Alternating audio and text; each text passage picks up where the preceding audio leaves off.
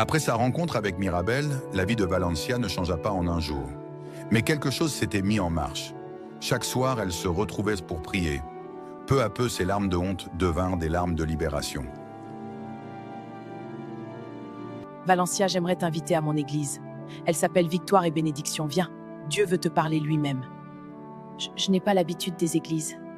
Et avec ma tête, mon visage, Dieu ne regarde pas ta peau, ni tes cheveux. Il regarde ton cœur. Viens comme tu es. D'accord. Je viendrai avec toi.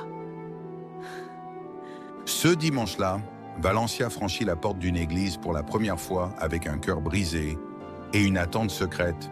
Et si Dieu existait vraiment? L'atmosphère était différente de tout ce qu'elle connaissait. Pas de luxe, pas de marbre, pas de cristal. Mais une présence qu'elle ne savait pas encore nommer. Aujourd'hui, il y a quelqu'un ici qui a tout perdu. On t'a humilié, on t'a volé, on t'a même attaqué dans ton corps, dans ta chair, à travers tes cheveux, à travers ton visage. Tu ne comprends pas d'où vient ton mal. Tu ne sais pas pourquoi ton mari t'a rejeté. Mais Dieu sait.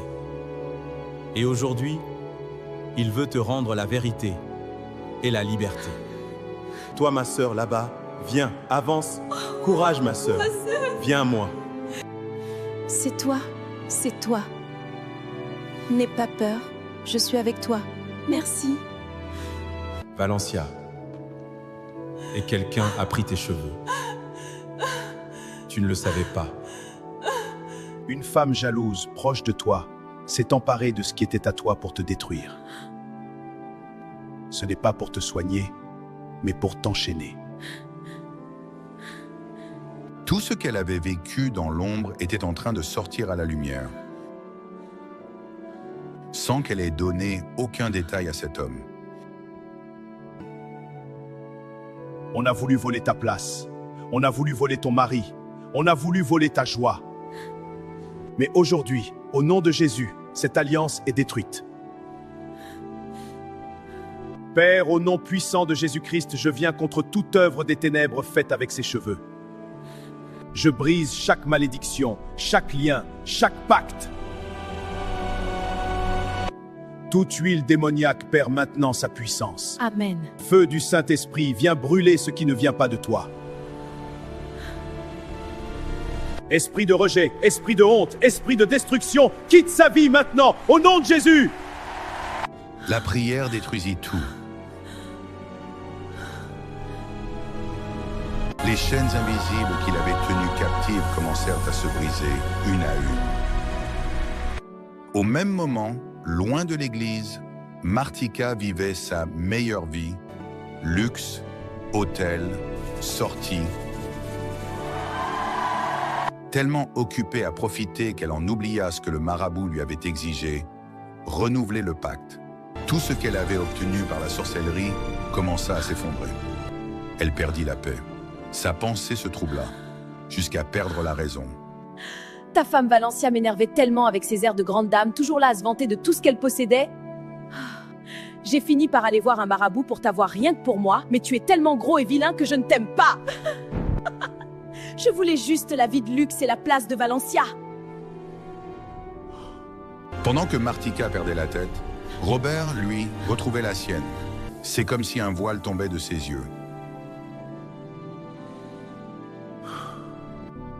Qu'est-ce que j'ai fait? Qu'est-ce que je lui ai fait? Valencia? Robert, qu'est-ce que tu fais ici? Je viens de demander pardon. Je ne sais pas ce qui m'a pris.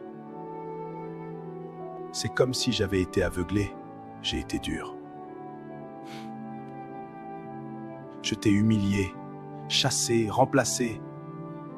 Et je le regrette. Autrefois, ses excuses auraient été tout ce qu'elle attendait, mais quelque chose avait changé en elle. Je ne viens pas te forcer à revenir. Mais si tu acceptes, j'aimerais qu'on reparte à zéro. à la maison, ensemble. Je te pardonne. De tout mon cœur. Parce que moi aussi j'ai fait du mal. Je me suis crue supérieure aux autres. J'ai écrasé des gens par mon orgueil. Et malgré tout ça, Dieu m'a pardonné. Alors oui, je te pardonne. Merci. Merci, Valencia. Alors, tu veux bien revenir? Non, Robert. Je ne reviendrai pas. Mais pourquoi, ma chérie? C'est Martika? Je l'ai chassée de la maison, ne t'inquiète pas. Ce n'est pas à cause de Martika. C'est parce que j'ai rencontré Jésus. Et je choisis une autre vie. Une vie où je ne cours plus après le regard des gens. Une vie où je ne suis plus prisonnière de ce que je possède, ni de qui m'admire. Une vie où je suis libre. Même si je n'ai plus tout ce que j'avais avant. Si c'est ce que tu choisis, alors je respecte. Merci de m'avoir pardonné. Valencia devint une femme humble, compatissante et prospère autrement. Aux côtés de Mirabel, elle servait dans son église, aidait les pauvres, soutenait les veuves, encourageait les orphelins. Elle avait perdu une vie d'orgueil, mais elle avait gagné une vie de vérité. Le paraître lui avait promis une couronne. La vérité lui donna la liberté.